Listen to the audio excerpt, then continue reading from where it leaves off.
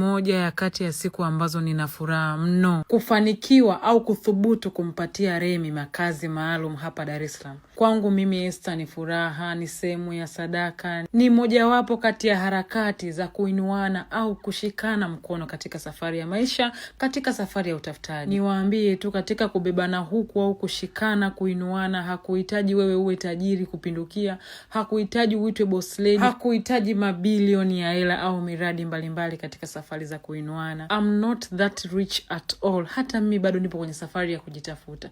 Ila Remi alinigusa katika utafutaji wake, nikasema kwa nini mimi Mungu alichonibariki hiki nisimbariki na Remi tu. Tukainuka pamoja na leo nilifanikiwa kumkabidhi chumba chake. Lakini kabla ya kukabidhi chumba hiki, hebu tuangalie Remi alikuwa anakaa wapi alipokuwa anaishi Geita. Na hapa ndo alipokuwa akiishi Remi Geita.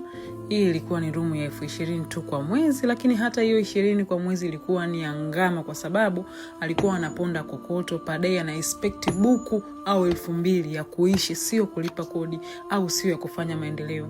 Remi alikuwa anafanya kazi ya kutafuta hela ya kula, sio hela ya kuishi. So haijalishi Remi aliishi mazingira haya, alijalishi alitokea wapi, ila ninachoamini na nilichokiona ndani yake, anaweza kutumia mtandao ikawa platform ikamuingizia hela, akafika tulipofika, au hata akaja akatupita mbeleni. Anaweza kutumia mtandao ikawa kama source of income kama ilivyo kwa wengine wetu. Haijalishi mtu alianzia wapi, haijalishi mtu amepitia mangapi, alitokea wapi. Starting point ya Remi ndio hii. Hata kama yeye atashindwa kuurani mtandao, akautumia kama source of income, kwa sababu mimi na yeye tumekutana mtandaoni, bado ajira zipo, lakini sio ile ajira ya kuexpect buku au 2,000 kwa siku. Dhumuni na lengo langu mimi ni Remi aje kutafuta pesa ya kuishi na si pesa ya kula kama alivyozoea. Kama kawaida yake, Remi hakuchoka kuwa mwingi wa shukrani.